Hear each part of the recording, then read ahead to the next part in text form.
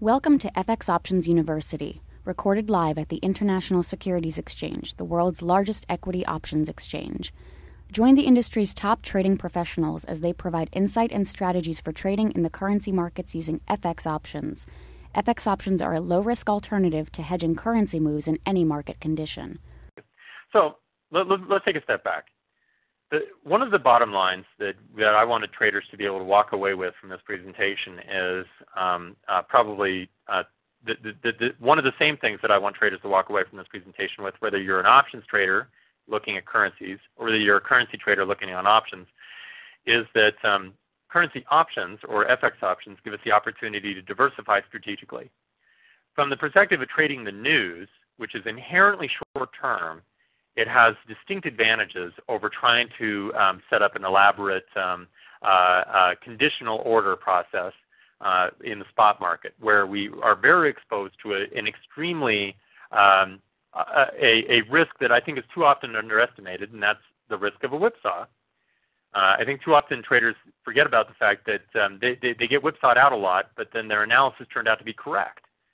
And what if every time they were whipped out, they could look at this from this perspective of in piling up all their trades, and out of all the trades they got whipped out of or stopped out of, what were the trades that ultimately turned out to be right, and they would have made some big profits, versus those trades that turned out they were wrong, and that stop loss really protected their portfolio. But what if they had been willing to risk just a little bit more and bought an option instead? How would those two net out? And I would wager that if you were to look at your own trading record as a news trader in the Forex, you might find that trading the options, although they might increase your costs a little bit, in the long run actually reduce your costs, because the likelihood of being whipped out begins to fall dramatically, because you have the ability to withstand that initial market volatility that generally happens as a news event hits the wire and begins to take off. So let me take a step back and answer any questions that anyone has. You should see your little questions icon in your WebEx panel. While you're typing this in, one thing that I always recommend is I can present the material like this from my perspective as as a trader and as somebody who's been on the other side of the business as well. So I've seen what traders do from the services side of the business as well. And one of the things I always recommend is that your own trading style is going to be obviously individual to accommodate your own risk tolerance, your trading objectives, your capital balance, etc.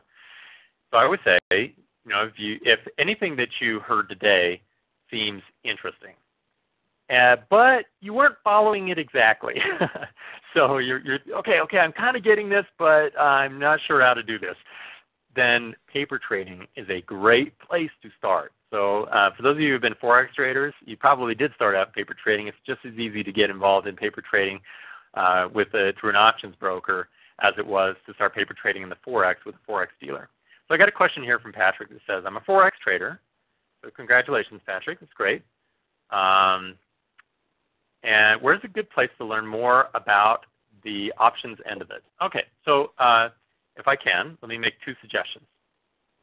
The one place that you can go is www.learningmarkets.com. We do trade examples every day.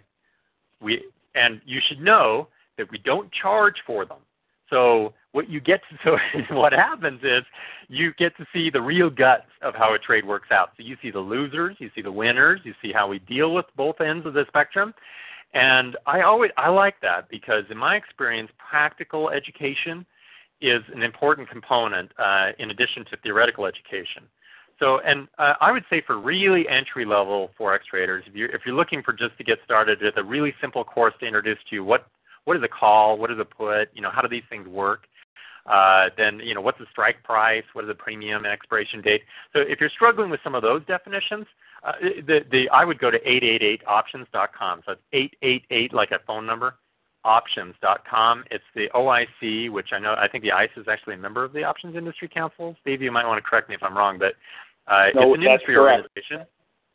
Okay, so it's an industry organization, and they have some great, really basic level education to help you understand what's a call, what's a put. So when you are paper trading, you know where to start. But if you want to see live trades, so trades that are actually being entered and managed all the way through till the bitter end or the golden end, come to Learning Markets, because we have a trades tab and you can watch it right from the start all the way to the end.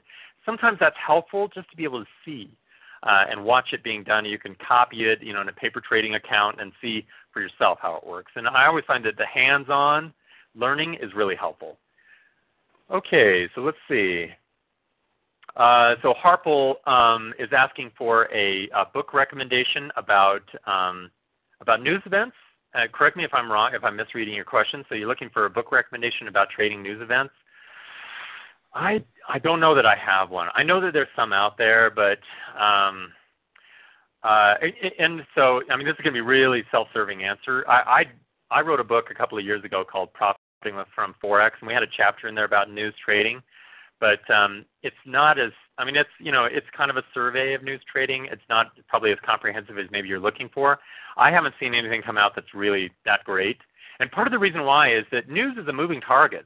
What matters today in the news relative to the Forex probably won't be the same thing as next year.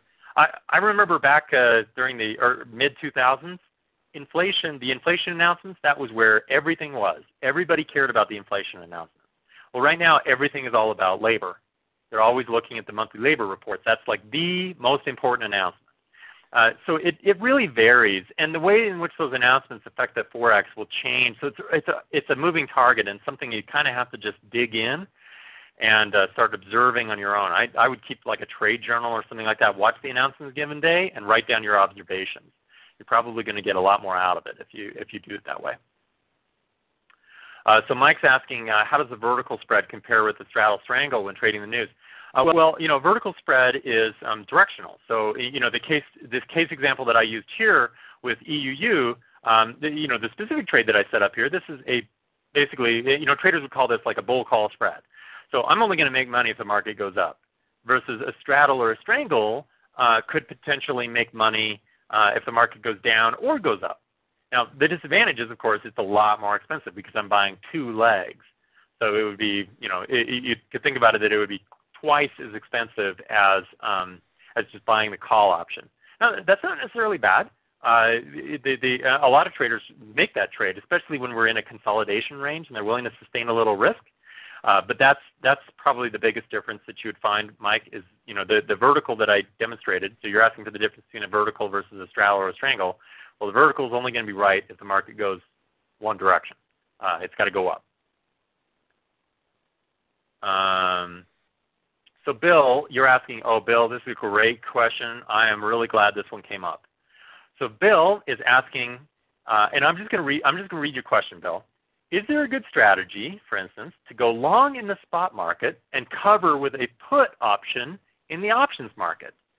Does it make sense, or are the premiums so hefty in the options market that it doesn't make sense? So Bill is basically asking, does it make sense for me to buy a protected put against a long position in the Forex? So what if I bought the euro dollar? So I went long the euro dollar today, let's say. But at the same time, I bought a put on the euro dollar that was, of equivalent size. So maybe I got one mini lot in the Forex that I'm long, and I'm long one put in the spot market. So is the premium so large that it doesn't make sense? No. In fact, it makes a lot of sense. But what you just constructed was a call option. Thank you for participating in this week's session. Please join us again next week. Get trading ideas, exchange rates, webinars, news, and commentary. Visit www.fxoptions.com. ISE FX options can be easily traded through all options-enabled brokerage accounts. These exchange-listed securities are cash-settled in U.S. dollars and have a European-style exercise.